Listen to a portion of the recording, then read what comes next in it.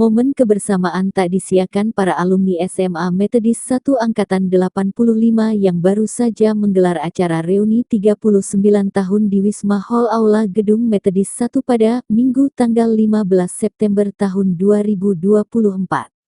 Kali ini mereka berbagi kasih dengan para lansia di Panti Jompo Boarding Care Fatimah Nur Palembang di Jalan Letnan Murod, Srijaya, Kecamatan Alang-Alang Lebar, Kota Palembang, Sumatera Selatan.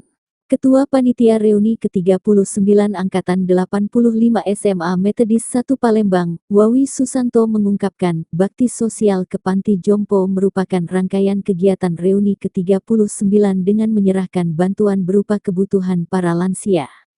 Mulai dari sembako, alat-alat kebersihan hingga kebutuhan para lansia. Semangat kebersamaan sesama alumni Angkatan 85 sudah ditunjukkan pada acara reuni yang kami gelar beberapa hari lalu. Kali ini kita pun menggelar bakti sosial sebagai bentuk kepedulian kita terhadap lansia. Kebetulan pengelola panti adalah alumni kita juga, tambah Wawi.